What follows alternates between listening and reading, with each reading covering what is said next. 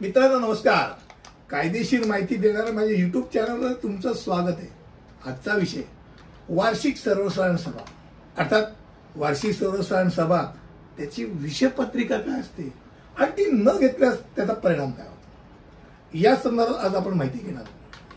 पहिला बाब म्हणजे वार्षिक सर्वसाधारण सभा म्हणजे काय, तर प्रत्येक जी संस्था असते, धर्मादाय संस्था असेल, सोसायटी असेल किंवा कंपनी असेल, या प्रत्येक संस्थेला दरवर्षी एक सभा घ्यावी लागते, ज्या सभेमध्ये ते आपल्या सभासदांना बोलून त्याचा लेखाजोखा त्यांच्यासमोर मांडतात.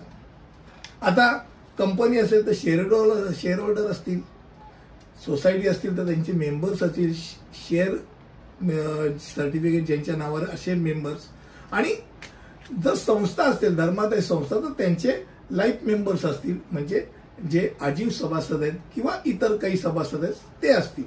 आता एजीएम मध्ये म्हणजे ज्याला वार्षिक सर्वसाधारण सभा म्हणतो, ती सभा सर्वसाधारणरित्या सचिव बोलवतात, प्रमुख कार्यालय बोलवतात आणि जर कंपनी असेल तर सीईओ बोलवतात.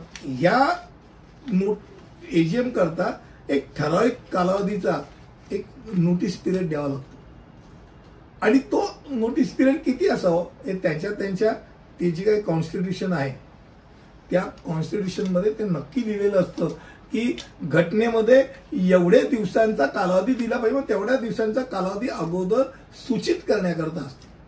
आता वार्षिक सर्वसाधारण सभा जी आहे त्याचं एकूणच सूत्रसंचालन म्हणा हे प्रमुख कार्यवाह करतात. संपूर्ण लेखाजोखा हा प्रमुख कार्यांतर्फे मांडला जात असतो आणि त्याचा प्रमुख स्थान म्हणजे ज्याला म्हणतो आपण त्याचं अध्यक्षस्थान हे त्या संस्थेचा अध्यक्ष भूषवतात. आता समजा धरून चला की वार्षिक सर्वसाधारण सभेमध्ये अध्यक्ष अनुपस्थित आहेत तर काय होईल, तर उपाध्यक्ष त्या सभेचं अध्यक्षस्थान स्वीकारतील, सभाध्यक्ष होतील. जर दोघे उपस्थित नाही तर काय होईल, तर अशा वेळेला उपस्थित सभासदांमधील ज्येष्ठ सभासद सर्वानुमते ज्याचं नाव नक्की होईल असा सभासद त्या दिवशीच्या सभेचं सभाध्यक्ष पद स्वीकारेल.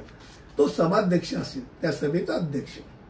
वार्षिक सर्वसाधारण सभेचा जी विषयपत्रिका असते सर्वसामान्यरित्या एक विषय असलेच पाहिजे. त्यातील पहिला भाग म्हणजे मागची जी सर्वसाधारण सभा आहे त्याचे इतिवृत्त ते मंजूर करणे म्हणजे मिनिट्स अप्रूव्ह करणे. त्यानंतर जो अॅन्युअल रिपोर्ट आहे, वार्षिक अहवाल आहे, तो सचिव सभासदांपुढे मांडतात आणि त्याला संमती घेतात. त्यानंतर येतात तो खजिनदार, कोषाध्यक्ष, तो उत्पन्न आणि खर्च तसंच ताळेबंद हे समोर मांडतात, संमती करता सभासदांसमोर मांडली जाते आणि ठरावान्वये ते एकदा मान्य झालं की त्यानंतर पुढील वर्षीचा ऑडिटर हा नक्की केला जातो, त्याची फी सर.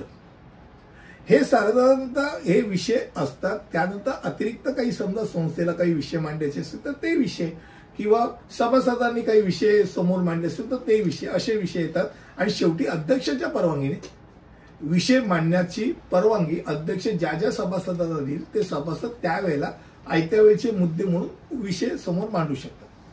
आता ही बैठक महत्वाची आहे. याचं कारण असं की वार्षिक सर्वसाधारण सभेमध्ये समजा हिशोब नाकारले गेले, सभासदांनी नाकारले, तर विद्यमान समितीचे अपयश आहे असं मानलं जातं आणि नैतिक मूल्यानुसार त्या संपूर्ण कार्यकारिणीला आपल्या पदाचा राजीनामा द्यावा लागतो आणि नवीन निवडणूक घ्यावी लागते. इतपत त्याचं महत्व आहे.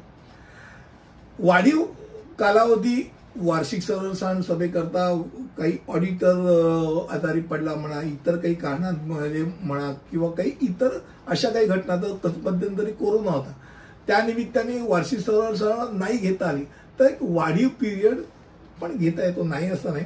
पण शक्यतो वार्षिक सर्वसाधारण सभा ही आर्थिक वर्ष म्हणजे 1 एप्रिल पासून पुढच्या 6 महिन्याच्या आत घेणं हे तसं बघायला गेलं तर चॅरिटेबल इन्स्टिट्यूशनला बंधनकारक आहे. कारण त्यानंतर त्यांना धर्मादाय आयुक्त कार्यालयात त्याचं सबमिशन करावं लागतं, हे डोक्यात राहू दे.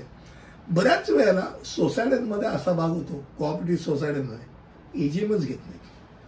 बरेच दिवस एजेंट नाही घेतले, सगळे बोंबाबोंब करतात, अरे काय ते कधी पास होणार, आमच्यासमोर कधी मांडणार, आणि मग आरोप प्रत्यारोप सुरू होतो पैसे खाल्ल्याचा. तर पहिली गोष्ट अशी की शक्यतो एजेंट दरवर्षी घेणं याला टाळायचं नाही.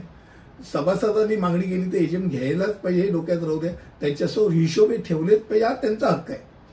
जर असं झालं नाही तर धर्मादाय संस्था असतील तर धर्मादाय आयुक्त कार्यालय, जर सोसायटी असेल तर सोसायटी रजिस्ट्रारकडे, आणि कंपनी असेल तर कंपनी रजिस्ट्रारकडे त्याची कंप्लेंट केली जाऊ शकते आणि तुमच्यावरती ऍक्शन होऊ शकते, संस्थेवरती ऍक्शन केली जाऊ शकते, हे डोक्यात राहू द्या.